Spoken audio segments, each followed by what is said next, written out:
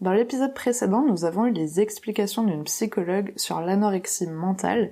Il me semblait important d'apporter la vision d'une diététicienne nutritionniste quand on parle de troubles du comportement alimentaire. Mais d'abord, le générique. Parentalité et adolescence. Bonjour et bienvenue sur Parentalité et Adolescence, le podcast qui vous donne des outils et des clés dont vous avez besoin grâce à des interviews d'experts sur divers sujets autour de l'adolescence. L'adolescence n'est pas obligée d'être synonyme de chaos, alors soyez joie, il y a des solutions. Avant de commencer, si vous n'êtes pas abonné à la chaîne YouTube, je vous propose de le faire dès maintenant pour ne pas manquer les prochains épisodes. Je vous propose une interview d'Alicia Sicardi, diététicienne nutritionniste spécialisée dans les troubles du comportement alimentaire. C'est parti pour l'interview. Bonjour Alicia. Bonjour Sarah. Alors pour commencer, est-ce que vous pourriez vous présenter s'il vous plaît? Oui, donc je m'appelle Alicia Sicardi, je suis diététicienne nutritionniste de formation initiale. Donc, je me suis spécialisée dans l'accompagnement des personnes qui souffrent de troubles du comportement alimentaire. Donc, j'ai exercé pendant 3 ans en cabinet libéral avant de reprendre mes études pour faire de la recherche fondamentale en biologie, mais axée sur les mécanismes qui sont sous-jacents à l'obésité et à l'anorexie mentale principalement. Ok, super, voilà. Merci beaucoup. Alors, moi, ce que j'aimerais bien savoir, c'est quelle est la différence entre une diététicienne et une nutritionniste? Une question qu'on pose souvent et effectivement, c'est pas très clair. Un diététicien, une diététicienne, c'est quelqu'un qui a suivi un BTS, un diététique, ou un IUT biologie, option diététique. Alors, c'est pas la dénomination exacte là que je vous ai donnée, mais c'est équivalent pour l'IUT. Donc, c'est une formation en 2 ans qui donne un diplôme qui est reconnu par l'État de diététicien nutritionniste. Donc, il y a les deux mots dans le même terme. Il y a accroché avec un petit tiret au milieu. Donc ça, c'est une personne qui est habilitée à délivrer des conseils nutritionnels, qui peut travailler soit en libéral, soit en restauration collective pour faire les menus pour les cantines, par exemple, ou les restaurants d'entreprise, ou qui peut travailler à l'hôpital aussi, à côté des médecins pour déterminer les apports des patients qui sont à l'hôpital dans différents services. Voilà pour le diététicien nutritionniste dans les très grandes lignes et pour faire très court. Après, vous avez le nutritionniste, effectivement. Et là, en fait, toute la problématique est que le terme n'est pas du tout réglementé. Donc, tout le monde peut être nutritionniste à partir du moment où il a suivi une formation ou pas, d'ailleurs. C'est pas un terme qui est protégé. Donc, vous, moi, quelqu'un qui n'a pas forcément suivi de formation officielle peut poser sur une plaque nutritionniste. Le terme nutritionniste sans forcément être formé. Cependant, il y a une petite nuance, c'est qu'il y a des gens qui sont réellement formés, qui peuvent avoir fait un master en nutrition et se nommer nutritionniste, qui peuvent avoir fait une thèse en nutrition et être nutritionniste, donc avoir des connaissances en nutrition qui sont très poussées, mais qui n'ont pas forcément, qui n'ont même pas le droit de délivrer un conseil nutritionnel parce que pour ça, il faut le BTS diététique. Donc, pour faire vraiment le distinguo entre les deux, ce que je vous conseille, c'est tout simplement de regarder le parcours, le CV en fait de la personne que vous allez consulter pour voir quel type de formation il a eu, combien de temps d'expérience il a, et est-ce que donc son diplôme est reconnu par l'État ou pas, sachant que la formation officielle est quand même le BTS diététique. Après, il y a les médecins nutritionnistes, et là donc du coup c'est encore autre chose. C'est des médecins qui ont fait des études de médecine, l'année de médecine, le tronc commun, et qui se sont spécialisés en 2 ans derrière, généralement c'est 2 ans, 1 an ou 2 ans en nutrition, et qui, eux, sont complètement habilités à délivrer du conseil nutritionnel puisqu'ils sont médecins, et qui, par différence avec le diététicien, ont le droit de prescrire des médicaments si c'est nécessaire, et puis d'effectuer tous les soins courants que peut effectuer un médecin généraliste puisqu'ils sont médecins. Ils peuvent travailler à l'hôpital aussi. Je travaille avec un médecin nutritionniste, par exemple, qui est directeur de l'unité de nutrition dans un hôpital, dans un centre hospitalier, et qui ne va pas faire que du conseil nutritionnel, qui va aussi, par exemple, poser des sondes lors des opérations de l'estomac, par exemple, qui peut aussi faire les opérations de chirurgie bariatrique. Voilà, c'est un vrai médecin qui peut avoir plusieurs spécialisations, mais qui peut être chirurgien aussi. Donc voilà, c'est encore différent du diététicien. Donc, si on résume, diététicien, c'est le diplôme officiel en 2 ans et qui a le droit de délivrer des conseils nutritionnels. Nutritionniste, c'est un terme qui n'est pas protégé et qui recouvre plusieurs formations officielles ou non, ou pas de formation du tout. Donc, attention et bien regarder les formations et l'expérience de la personne. Les avis aussi sur le professionnel de santé. et le médecin nutritionniste qui, lui, est médecin et a le droit complètement de délivrer des conseils nutritionnels et de délivrer des médicaments sur ordonnance. Voilà. Merci beaucoup. En tout cas, c'est un peu plus clair pour moi entre ces deux termes. Donc, dans tous les cas, c'est sûr qu'on a bien retenu qu'il fallait absolument regarder le CV de la personne avant d'aller le consulter. Voilà, c'est sûr. Ça, c'est sûr. Moi, aujourd'hui, j'avais envie d'échanger avec vous sur le sujet de l'anorexie. Et pour commencer, j'aimerais bien avoir votre vision et votre définition de cette maladie, s'il vous plaît. Alors là, vous avez parlé d'anorexie et je sais que je chipote sur les mots, mais la maladie en tant que telle, c'est l'anorexie mentale. Qui, d'ailleurs, on le verra, le terme n'est pas forcément toujours approprié n'est pas forcément approprié pour définir cette pathologie. Mais déjà, le distinguo entre ce que c'est que l'anorexie et l'anorexie mentale, parce que c'est deux choses différentes. L'anorexie, dans sa racine grecque, c'est la perte d'appétit. Et je n'ai plus faim. Et ça peut survenir dans différentes maladies. Par exemple, ou même pas malade, j'ai subi un gros stress aujourd'hui, j'ai une perte d'appétit ce soir, je n'ai absolument pas faim, j'ai une très courte période, peut-être d'1 heure, 2 heures, une journée d'anorexie. C'est pas une maladie, c'est un symptôme. Juste, j'ai pas faim, j'ai une perte d'appétit. Des personnes qui, pour donner un exemple parlant, peuvent souffrir d'un cancer, souffrent d'anorexie aussi, parce que parfois ils ont un goût très métallique dans la bouche, ils ont les médicaments, les traitements pour le cancer qui peuvent leur couper l'appétit, et il y a un symptôme qui s'appelle l'anorexie, c'est je n'ai pas faim, tout simplement. Et ça peut subvenir dans différentes maladies. L'anorexie mentale, c'est pas un symptôme, c'est une maladie à part entière. C'est donc du coup une vraie maladie qui est classée aujourd'hui comme étant une maladie psychiatrique, qui, à mon sens, n'est pas forcément qu'une maladie psychiatrique. Évidemment, il y a des processus psychologiques et psychiatriques qui se mettent en marche dans cette pathologie, mais il y a aussi énormément de facteurs biologiques, physiologiques sous-jacents, et ça pourrait être une maladie génétique, métabolique, tout autant qu'une maladie psychiatrique. Et ça, c'est pas encore très bien défini. Le cadre définitionnel de l'anorexie mentale n'est pas parfait aujourd'hui, mériterait d'être revu au vu des différentes recherches qu'il y a pu y avoir sur le sujet au cours des 3-4 dernières années, je dirais, même 5. Depuis 5 ans, on a vraiment des notions en recherche fondamentale qui nous permettent de donner peut-être une nouvelle définition à cette pathologie. Et pour rentrer dans le vif du sujet, qu'est-ce que c'est ? C'est une maladie qui touche souvent les jeunes filles, mais pas toujours. Ça, c'est l'image qu'on en a. Mais c'est pas toujours le cas. Effectivement, le sexe ratio est de 9 femmes pour un homme. La moyenne d'âge est entre 14 et 17 ans pour l'arrivée de la déclaration de la pathologie, mais j'ai des patients, et on le voit, qui peuvent déclarer la maladie beaucoup plus tôt, à 8, 6, 8 ans, 12 ans, comme beaucoup plus tard, à 20 ans, 30 ans, 40 ans. Et on a des patients qui peuvent garder cette maladie juste pour un court temps, ou 1 an, 2 ans, ou ça peut durer toute la vie. On a des patients qui ont 60 ans, qui arrivent au cabinet et qui souffrent d'anorexie mentale. Donc le cliché de c'est les jeunes filles entre 14 et 17 ans n'est pas toujours vérifié. Donc ça, c'est pour la première chose. Comment ça se manifeste ? Ce sont des personnes qui vont avoir une obsession de la minceur sur le plan symptologique quand on discute avec ces personnes. Le fait de réduire les aliments qu'elles ingurgitent, de petit à petit, puis même complètement, peut-être à venir à ne plus manger du tout. Ça peut souvent c'est associé à de l'hyperactivité physique, donc des personnes qui vont faire énormément de sport. Quand elles vont manger, elles vont avoir très peur de manger, donc avoir des comportements un petit peu de je mets de côté, je finis pas toute mon assiette, je remue pour pas que ça se voit que je vais pas tout finir. Avoir vraiment un comportement vis-à-vis de la nourriture qui est phobique limite. J'ai peur de manger, j'ai peur des aliments, j'ai peur surtout de grossir. Et ça, c'est vrai que c'est un petit peu controversé aujourd'hui. Je pense que c'est plus une addiction à la maigreur qu'une phobie de grossir. Et ça, peu importe au final, la résultante est la même.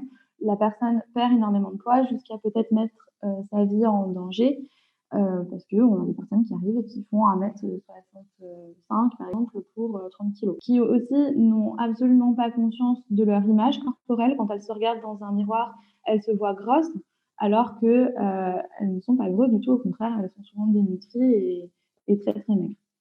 Voilà pour qu'est-ce que c'est, dans la définition, dans les grandes lignes, on va dire, et très vulgarisé. Oui, merci beaucoup. En tout cas, c'est une bonne définition. Ça permet de mieux comprendre aussi ce qu'est cette maladie. Alors moi, ce que j'aimerais savoir maintenant, c'est Quel est votre rôle en tant que diététicienne nutritionniste pour aider du coup ces personnes qui souffrent d'anorexie mentale? Donc le diététicien nutritionniste, dans cette pathologie, il va intervenir pour favoriser la reprise de poids du patient. Donc en regardant un petit peu ce qu'il fait au niveau alimentaire, en essayant de trouver des compromis pour qu'il y ait une reprise de poids et donc du coup une réintroduction de certains aliments. Travailler aussi sur la peur des aliments, pourquoi ça fait peur, sur les quantités, appréhender, leur montrer peut-être 2 assiettes, une assiette où il y a admettons, je sais pas 400 calories, avec des légumes et une assiette où il y a 400 calories avec une viande, des féculents et des légumes pour leur montrer que 2 assiettes peuvent contenir le même nombre de calories, mais avoir des apports nutritionnels différents. Un exemple, on travaille sur les quantités, on travaille sur la récupération du poids et ce qui est important de comprendre, c'est que c'est pas parce que le patient reprend tout son poids qu'il est guéri. Souvent, on se dit: «Ah bah, le patient a retrouvé un indice de masse corporelle, donc une taille, enfin un poids par rapport à sa taille qui est normal, dans la norme», entre guillemets, je ne sais pas trop ce que ça veut dire.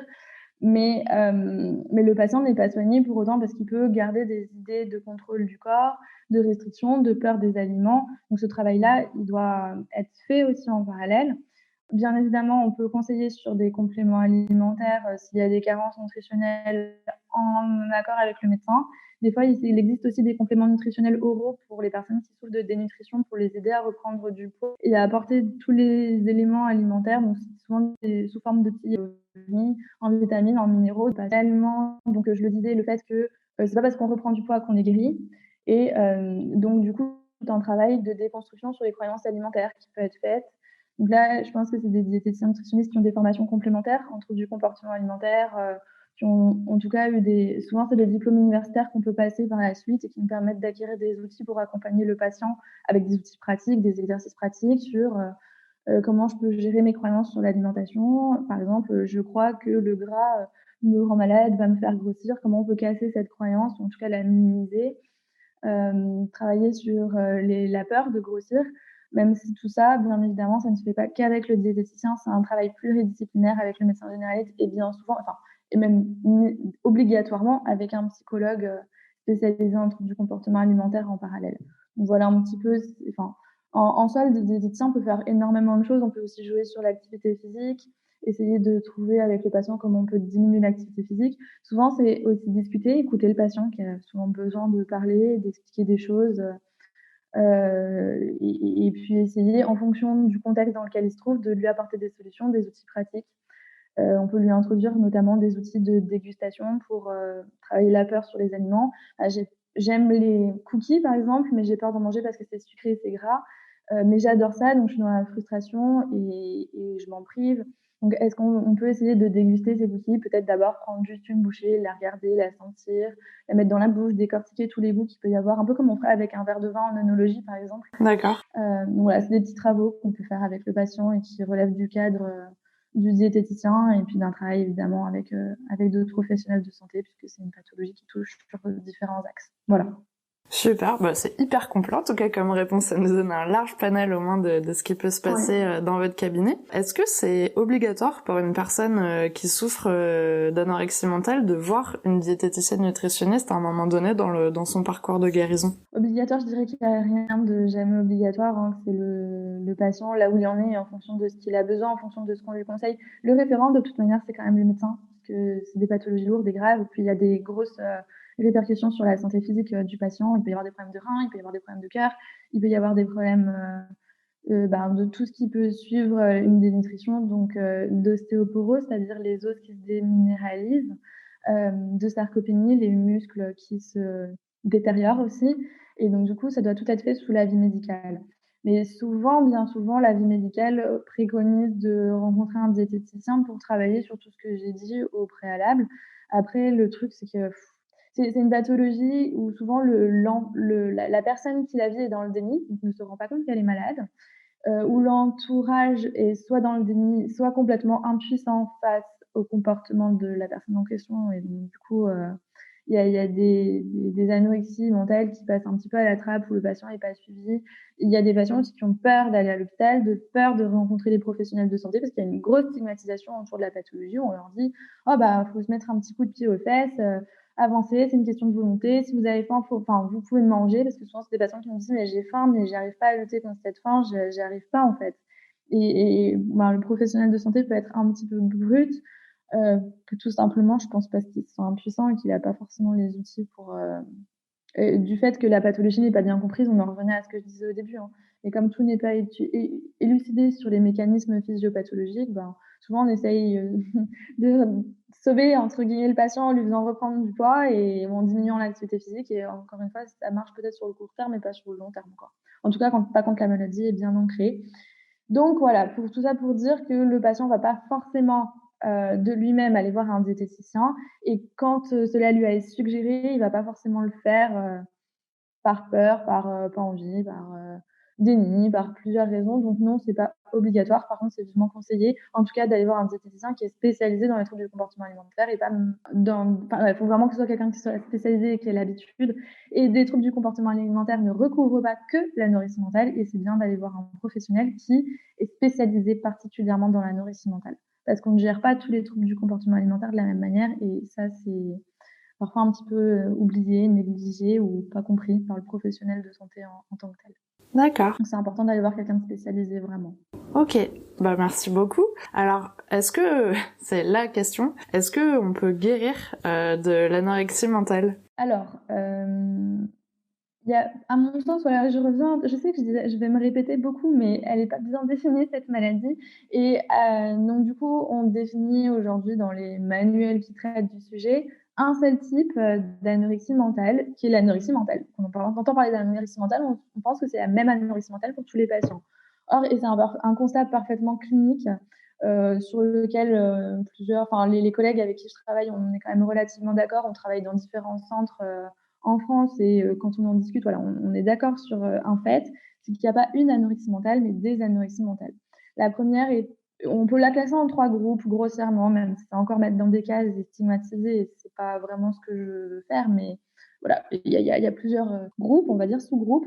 Le premier étant, je vais avoir un épisode d'anorexie mentale dans ma vie qui peut être lourd, grave, avec un poids qui chute énormément, des grosses difficultés à reprendre du poids et à casser mes idées noires par rapport à mon poids, par rapport à mon alimentation, mais un épisode qui peut durer plus ou moins longtemps s'il est pris en charge tout de suite, qu'il est bien géré, qu'on s'en rend compte de manière très précoce, et qui ne va jamais se reproduire au cours de la vie.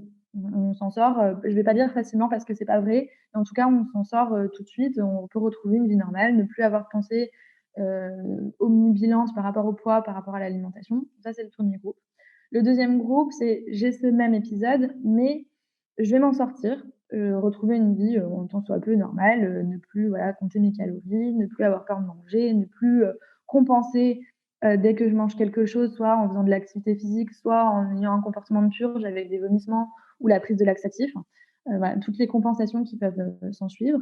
Mais je suis à risque, c'est-à-dire qu'à différentes périodes de ma vie, à des périodes charnières, donc souvent pour une femme, ça va être pendant les grossesses, à la ménopause.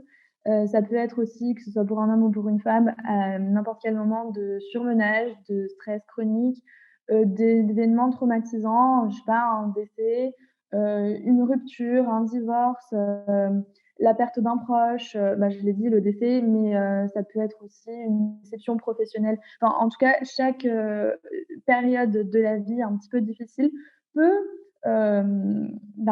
piquer la bête au mauvais endroit et réintroduire du coup des symptômes très présents d'anorexie mentale, voire complètement induire une rechute. D'accord. Il faut savoir que dans cette pathologie, il y a 41% de rechute environ. 41% de rechute, c'est énorme. C'est à peu près un peu plus d'un tiers des patients qui vont rechuter au moins une fois après une rémission. D'accord. Donc c'est drastique, hein. Et donc voilà, il peut y avoir ces plusieurs épisodes. Et en fait, comme le patient le sait, généralement, dès qu'il y a un signe avant-coureur d'hypercontrôle du corps, d'événements de compensation, il va aller voir un professionnel de santé et en parler et essayer de résoudre le problème tout de suite. Ce qui n'est pas toujours évident, et le patient ne s'en rend pas forcément compte, et donc du coup ne va pas forcément demander de l'aide ou n'a pas envie de demander de l'aide. Voilà. Il peut y avoir plusieurs scénarios, mais en tout cas, il y a ce deuxième groupe. Et il y a un troisième groupe où, si la pathologie à déclaration dure plus de 5 ans, on parle d'anorexie mentale chronique. Et souvent, c'est des patients qui vont garder la pathologie un petit peu toute leur vie, avec des phases de haut, de bas, ou des phases de bas tout court. C'est pas très joyeux, mais ça peut conduire au décès, soit par suicide, soit par dénutrition, hein. Clairement, ça arrive. C'est 10 quand même des patients qui ne s'en sortent pas du tout. Voilà, il faut savoir que c'est quand même la pathologie, même si c'est un sombre tableau, qui est la plus mortelle des troubles psychiatriques, hein. C'est là où il y a le plus de décès. Et je pense que même si c'est un triste tableau, il faut quand même en parler pour qu'il y ait plus de prévention, peut-être plus d'outils qui soient développés, plus de formation, plus de sensibilisation, autant au niveau du grand public qu'au des professionnels de santé. Donc voilà, il faut quand même dire que c'est une pathologie qui est lourde de conséquences et que tout le monde ne s'en sort pas. Voilà.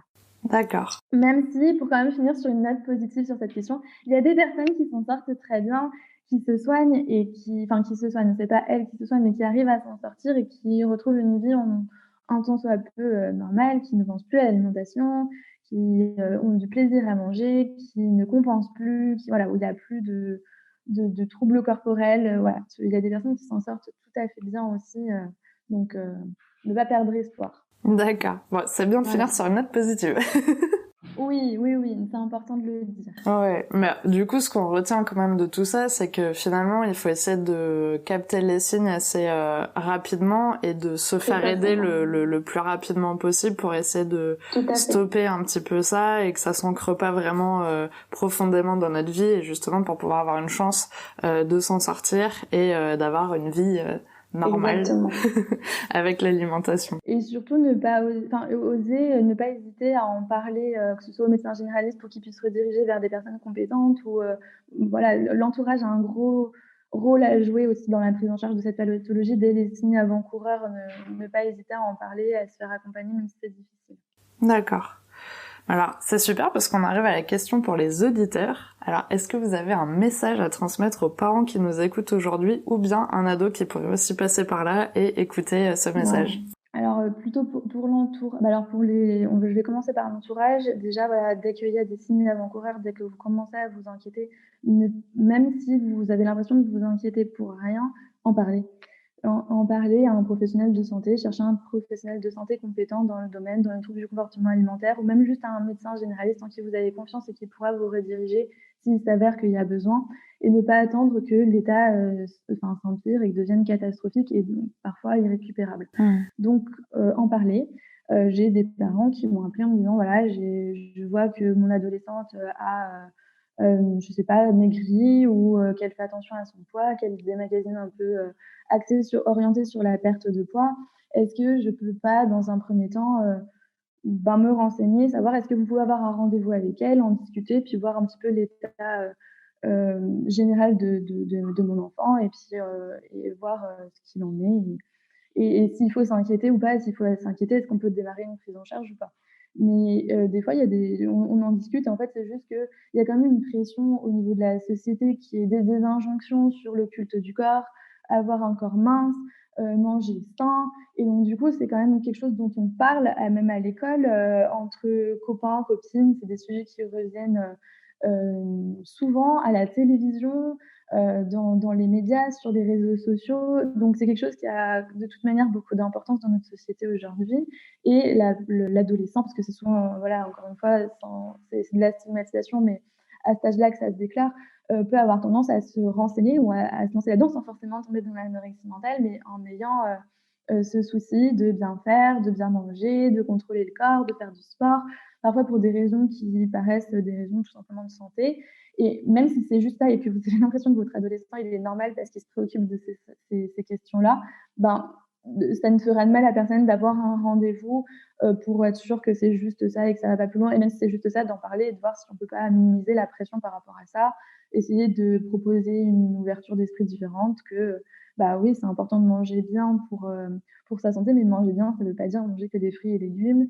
La minceur n'est pas corrélée avec la santé. Il y a des personnes qui sont considérées en surpoids et qui ont un panel de santé qui est bien plus joli que ou des paramètres de santé qui sont bien plus corrects que des personnes qui sont minces. Donc voilà, dédiaboliser aussi la prise de poids et les corps qui ne rentrent pas dans la norme, et c'est bien dommage parce que il n'y a pas de jugement à avoir sur les corps d'autrui. Donc voilà, peut-être avoir un premier rendez-vous pour discuter de tout ça, et si il s'avère qu'il y a vraiment une forme de contrôle et qu'il y a de quoi s'inquiéter, et c'est des démarches pour une prise en charge. Voilà. Aussi, au niveau de l'entourage, ne pas brutaliser la personne. C'est pas de sa faute. Elle est malade. C'est une maladie comme on peut souffrir d'un cancer, comme on peut souffrir d'une insuffisance rénale ou cardiaque. C'est une maladie et on n'a pas trop abordé le sujet, mais je l'ai quand même dit en introduction. On se rend compte que c'est une maladie métabolique, génétique. Il y a 70% d'hérédité. Il y a des gènes de vulnérabilité dans cette pathologie. Il y a, et qui donc du coup qui peuvent se déclencher dans un contexte anorexigène, d'un contexte familial compliqué ou voilà de ce dont on parlait, les injonctions de la société, des remarques à l'école par exemple. Voilà. Et donc c'est une vraie maladie. C'est une vraie maladie. Il y a des zones du cerveau aussi qui sont un petit peu différentes, une structure cérébrale qui est un petit peu altérée dans cette pathologie. Donc est-ce que c'est la cause, est-ce que c'est une conséquence de la nutrition? On ne sait pas encore, mais en attendant, c'est pas juste dans leur tête. Et je pense qu'il faut arrêter de leur dire que c'est une question de volonté, qu'il faut qu'ils se bougent les fesses et qu'ils mangent, que ils ont toutes les clés pour s'en sortir et c'est à eux de le faire. En fait, c'est un discours qui est très culpabilisant, qui est très stigmatisant, que c'est le patient, des fois, il s'en veut d'essayer de mettre des choses en place, de vouloir faire plaisir à l'entourage et de pas y arriver parce qu'il est malade. Donc voilà, ne pas, plutôt que de lui dire quoi faire, lui dire: «Est-ce que tu as besoin d'aide? Qu'est-ce que je peux faire pour t'aider? De quoi tu as besoin?» Être plus dans la demande de qu'est-ce qui te ferait du bien? Qu'est-ce qu'on peut mettre en place? Qu'est-ce que tu es prêt à mettre en place pour aller mieux? Plutôt que de lui donner sa ligne de conduite ou au contraire de se sentir impuissant et donc du coup de le culpabiliser en lui rejetant la faute dessus. Ça, c'est très important pour l'entourage. Pour les adolescents, du coup, le principal message à passer est que, vous n'êtes pas coupable de votre maladie, vous êtes une victime de cette pathologie, donc c'est important de comprendre, même si je sais que parfois il y a du déni, parfois c'est comme c'est une maladie qui est stigmatisée, pas bien reconnue, on peut se sentir, peu légitime et se dire: «Bah, en fait, je suis pas vraiment malade». Surtout, que, c'est peut-être un comportement, en tout cas au début de la maladie, qui est valorisé par la société, le fait de faire attention, de faire du sport, de perdre du poids. C'est vraiment des choses qui sont valorisées dans notre quotidien et on peut se dire: «Bah, je fais bien, en fait». Jusqu'à, en fait, arriver au moment irréversible où j'ai perdu, enfin, pas irréversible, mais en tout cas trop important, où je perds trop de poids et là je me vois, me faire disputer parce que quand même il faudrait que je me bouge pour reprendre un peu de poids alors qu'avant c'était plutôt, «C'est bien, tu as perdu du poids, c'est bien». Voilà, c'est un discours qui peut-être, perturbant parce qu'on se voit féliciter de la perte de poids au début, puis après on se dit que c'est pas bien, il faut prendre du poids. Voilà, c'est pas évident, mais dans tous les cas, c'est une vraie maladie, c'est pas des chipotages, c'est pas des caprices, c'est pas, je sais que parfois vous vous sentez complètement impuissant et à ce moment-là, ne pas hésiter à demander de l'aide. Demandez à votre entourage aussi, si c'est pas le cas, de vous soutenir plutôt que de vous donner votre ligne de conduite. Exprimez autant que faire se peut, même si je sais que c'est pas évident ce que vous ressentez et ce dont vous avez besoin. Ne pas hésiter à demander de l'aide, à avoir recours à des professionnels de santé, à les choisir correctement au début en prenant des personnes spécialisées. Même si des fois, quand on tombe sur des personnes spécialisées, on se rend compte qu'on n'a pas le feeling, c'est pas grave, faut pas désespérer, faut essayer de trouver quelqu'un d'autre. Faire de son mieux en tout cas et surtout ne pas se culpabiliser, c'est pas de votre faute. Vous êtes malade et là vraiment, c'est vraiment une maladie en tant que telle et je pense que je l'ai répété beaucoup, mais c'est très important. Oui, mais merci beaucoup pour ce beau message, que ce soit pour les parents et pour les ados. J'espère vraiment que ils entendront ce message. Alors, on arrive à la fin de l'épisode. Alors, actuellement, je sais que vous êtes en thèse, donc vous ne prenez plus du tout de patients. Par contre, vous restez très actif sur les réseaux. Alors, où est-ce qu'on peut retrouver tous ces bons conseils? Alors, effectivement, je ne consulte plus. J'ai fermé le cabinet en décembre, donc je ne prends plus, que ce soit d'anciens patients, nouveaux patients et je suis très sollicitée, donc je réponds plus, même, parfois aux messages. Mais néanmoins, j'essaye vraiment de faire un gros effort effectivement sur les réseaux sociaux pour, publier du contenu gratuit, pour essayer d'informer. Quand, j'ai des messages et que je peux pas répondre individuellement à chaque personne parce que c'est très chronophage et que je suis très prise à côté, j'essaye de sortir la question principale et éventuellement d'en faire un post pour apporter une réponse collective, donc pas individuelle.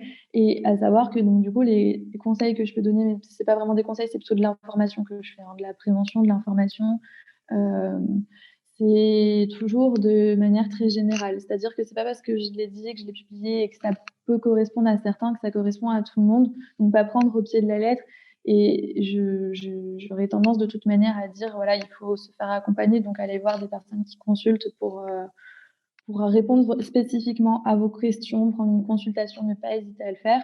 Et que voilà, moi, ce que j'apporte sur les réseaux sociaux, c'est vraiment de l'information, de la formation grand public, vulgarisée pour être à la portée de tout le monde, parler de choses dont on parle peu souvent, les mécanismes biologiques, par exemple, de l'anorexie mentale, des autres troubles du comportement alimentaire. Je travaille aussi sur l'obésité, donc là, je vais me concentrer sur une petite période où je vais pas mal parler de l'obésité, qui n'a rien à voir, mais pour vraiment parler de la pathologie en tant que telle.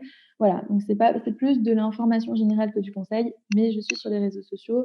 J'ai sur mon site internet qui est pas très actif, mais en tout cas, il y a un blog où il y a des informations sur les troubles du comportement alimentaire, vraiment de l'information générale, et sur Instagram. Donc du coup, je poste de manière pas régulière du tout, mais je poste aussi voilà, des informations sur toutes ces pathologies et les troubles du comportement alimentaire en général. Voilà. Merci beaucoup. En tous les cas, je mettrai tous les liens en description, donc comme ça, vous pourrez retrouver très facilement ces informations. Moi, je vais te libérer parce que je sais que du coup, tu as un train à prendre. Alors, merci beaucoup d'avoir pris le temps de faire cet épisode avec moi et d'avoir accepté mon invitation sur le podcast. Je suis vraiment contente. Avec grand plaisir. Merci à toi de parler de cette maladie et puis de faire ce travail qui j'espère pourra aider des parents, des ados, des pas ados d'ailleurs, des personnes qui souffrent de cette pathologie. Et merci pour ton temps. Merci beaucoup Alicia. Merci d'avoir regardé la vidéo jusqu'au bout, j'espère qu'elle vous a plu. N'hésitez pas à la partager auprès d'un parent qui pourra en avoir besoin. Et on se retrouve la semaine prochaine pour un nouvel épisode. À bientôt.